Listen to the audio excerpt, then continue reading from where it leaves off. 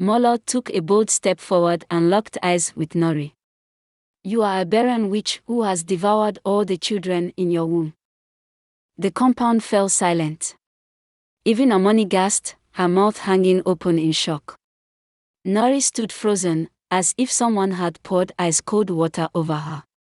Her lips trembled, her hands shook. Never in her life had anyone dared to insult her like this. She opened her mouth to speak, but Mola wasn't finished. You think that just because you are married to Elder Django, you are important. Mola continued. You are nothing. Nobody respects you.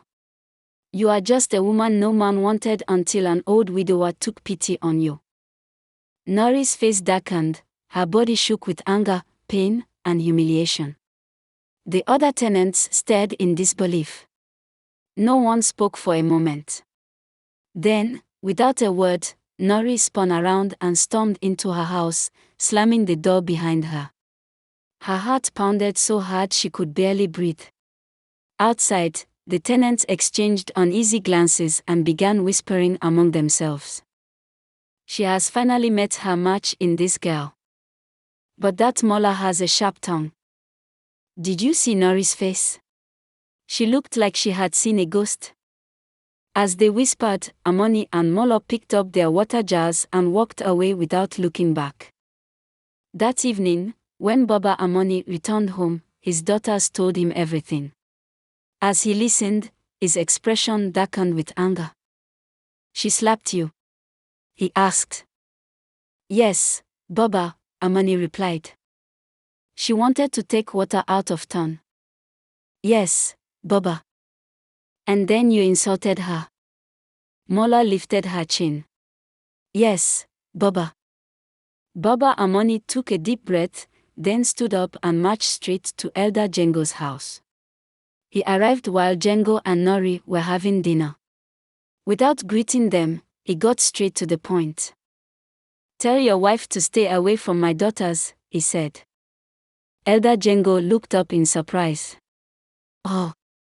What happened? Baba Amoni told him everything. She is always looking for trouble. Nori should leave my daughters alone. We lived in peace before she came into this compound. Nori dropped her spoon. She could not believe what she was hearing. So instead of correcting your daughters, you are defending them. She snapped. Baba Amoni's face remained firm.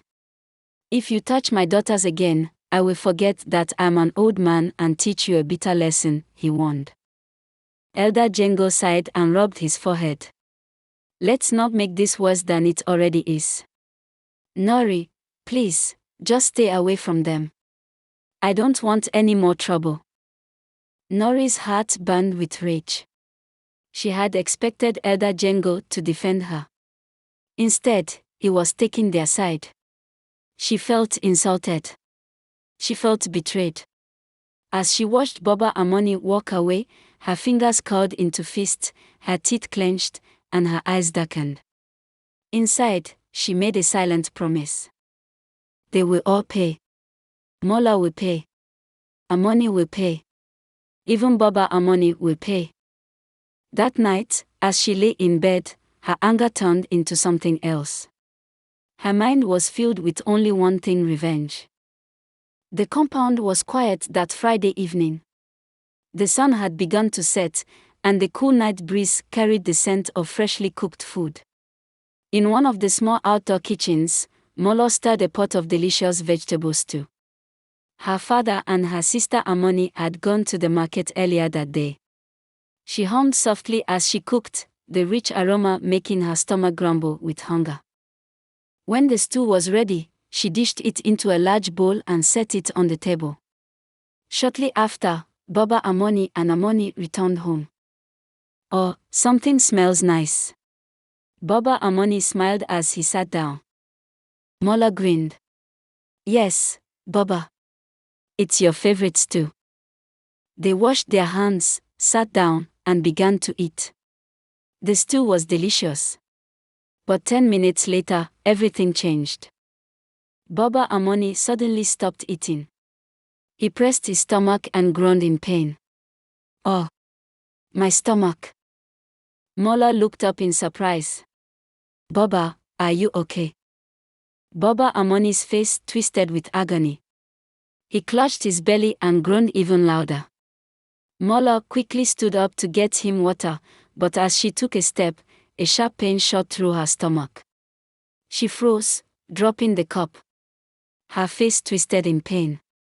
Oh, my stomach. It's burning. Amoni jumped up in fear. Mola. Baba. What's wrong? Before she could react, Mola and Baba Amoni both started coughing violently.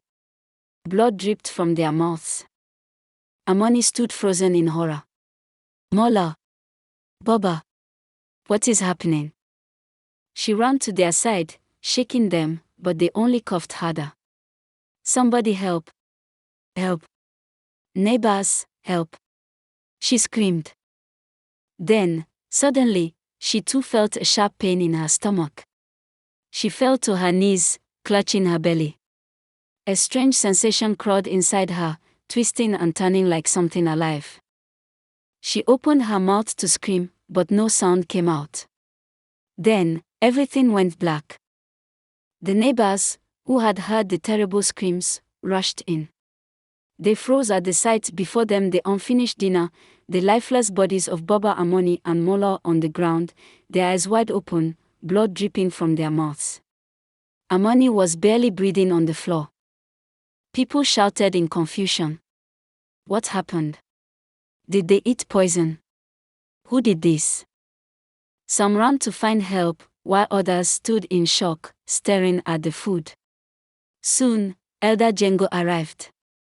He stepped into the room and gasped. No, no, no. He cried. Then, suddenly, he turned and ran back to his house. Moments later, he returned with a small black powder wrapped in cloth. Without hesitation, he knelt beside Amoni and forced the powder into her mouth. The neighbors watched in silence. For a moment, nothing happened. Then Amoni's body jerked violently. Her eyes flew open, and she began vomiting. But what came out of her mouth shocked everyone: tiny iron nails, pieces of broken glass, and a thick black liquid. People screamed in horror. This is witchcraft. But before Amoni could finish vomiting, her body went still. Her eyes rolled back. She took one last breath and she was gone. The neighbors, who had heard the terrible cries, rushed in. They froze at the horrifying sight before them. The unfinished dinner lay on the table, and Baba Amoni and Mola were sprawled on the ground, their eyes wide open, blood trickling from their mouths. Amoni was on the floor, barely breathing. People shouted in confusion. What happened? Did they eat poison? Who did this? Some ran out of the compound to seek help, while others stood in shock, staring at the untouched food on the table. Soon, Elder Django arrived. He stepped into the room and halted, his eyes widening at the tragic scene. No! No! No! He cried. Then, as if struck by a sudden realization, he turned and ran back to his house. Moments later, he returned, holding a small black substance wrapped in cloth. Without hesitation, he knelt beside Amoni and forced the dark powder into her mouth. The neighbors watched in silence. For a moment, nothing happened. Then, Amoni's body jerked violently. Her eyes flew open, and she started vomiting. What came out of her mouth sent a wave of horror through the crowd: tiny iron nails, pieces of broken glass, and a thick black liquid. People screamed. This is not ordinary. This is witchcraft. But before Amoni could finish vomiting, her body suddenly went still. Her eyes rolled back. She took one last breath and then she was gone. A heavy silence fell over the compound. 3 lives were lost in a single night, and no one knew who to blame, at least, not yet. One day, a confrontation arose between Cho and Ireti. Cho, bold and fearless, took a step forward and stared straight into Ati's eyes. "You are a barren witch who has eaten all the children in your womb," she accused. People froze in shock. Even Adanna's mouth dropped open. Ati stood still as if someone had poured cold water over her. Her lips trembled, and her hands shook. Never in her life had anyone dared to insult her like this. She opened her mouth to speak, but Cho was not finished. "You think because you are married to Baba Jimo, you are important," Cho continued. "You are nothing. Nobody respects you. You are just a woman who was never wanted by any man until an old widower came along." Ati's face turned sour. Her body shook with anger, pain, and shame. The other tenants stood still, watching in disbelief. For a moment, nobody spoke. Then, Ati turned around and stormed into her house, slamming the door shut. Her heart pounded so fast she could barely breathe. The tenants exchanged shocked looks, whispering among themselves. "She has met her match in this girl. But that Cho's mouth is too sharp." Did you see the way Ati's face changed? It was like she saw a ghost. As they whispered, Adanna and Cho carried their water and walked away without looking back. That night, when Papa Adanna returned home, his daughters told him everything that had happened. His face grew dark with anger. "She slapped you?" he asked Adanna. "Yes, Papa." "She wanted to take water out of turn?" "Yes, Papa." "And then you insulted her?" Cho lifted her face. "Yes, Papa." Papa Adanna took a deep breath, then stood up and marched straight to Baba Jimo's house. When he arrived, Baba Jimo and Ati were having dinner. Papa Adanna did not sit down or greet them. He went straight to the point. "Tell your wife to stay away from my children," he said. Baba Jimo looked up in surprise. "Oh, Papa, what happened?" Papa Adanna told him everything. "She is always looking for their trouble. Ati should avoid my daughters because we were living in peace before she came into this compound." Ati dropped her spoon. She could not believe what she was hearing. She looked at Papa Adanna and shook her head. "So instead of correcting your daughters, you are supporting them?" she asked. Papa Adanna's face remained firm. "If you touch my daughters again, I will forget that I'm an old man and teach you a bitter lesson," he warned. Baba Jimo sighed and rubbed his forehead. "Let's not make this worse than it already is. Ati, please just stay away from them. I don't want more problems in this compound." Ati's heart burned with rage. She had expected Baba Jimo to defend her, but instead, he was taking their side. She felt insulted. She felt betrayed. And as she watched Papa Adanna walk out of their house, her fingers curled into fists, her teeth clenched, and her eyes darkened. Inside her heart, she made a silent promise: they will all pay. Cho will pay. Adanna will pay.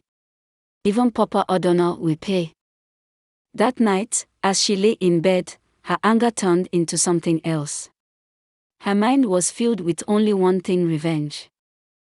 Months passed after the tragic deaths of Papa Adanna, and Cho. The compound, once lively with laughter and gossip, now carried a heavy silence. The tenants went about their daily lives, but a shadow of fear lingered. Nobody dared to speak of Ira openly, yet whispers spread like wildfire. Some claimed she had been seen in distant villages, while others believed she had perished in the wilderness. One fateful night, Baba Jimo sat outside his house, staring at the dark sky. He had lost his peace ever since that cursed day. His sleep was filled with nightmares, his heart burdened with guilt and regret. The wind howled softly, rustling the trees. Then, suddenly a voice. "Baba Jimo." He froze. His blood ran cold. It was a whisper, yet it cut through the night like a blade. His eyes darted around, searching, but he saw nothing. His throat went dry. He wanted to call out, but his lips wouldn't move. Then, from the shadows, a figure stepped forward. It was a woman. Her clothes were tattered, her hair wild, her eyes dark and hollow. Her feet barely touched the ground. It was Ireti. Baba Jimo gasped, stumbling backward. No, it can't be. You betrayed me. She whispered, her voice hollow, filled with sorrow and rage. Baba Jimo trembled. Ireti, you poisoned them. He stammered, his heart pounding. Ireti let out a low, chilling laugh. Did I? Or was I just an easy scapegoat? Baba Jimo's breath hitched. What do you mean? Ireti took a slow step forward. The police found nothing in the food. No poison. No proof. Yet, everyone blamed me. You let them chase me away like a thief. Did you ever stop to think? What if I wasn't the one? A sharp gust of wind howled through the compound, and Baba Jimo shivered. He had never questioned it. Never considered that perhaps someone else could have been responsible. Ireti's eyes darkened. But you know what, Baba Jimo? The dead never sleep, and neither will you. The wind howled louder, and Baba Jimo screamed. That night, the compound was filled with his terrified wails. When the neighbors rushed in the next morning, they found him curled in a corner, shaking violently, his eyes wide with terror. He kept muttering the same words over and over: she came back, Ireti came back. And from that day on, no one ever slept peacefully in that compound again.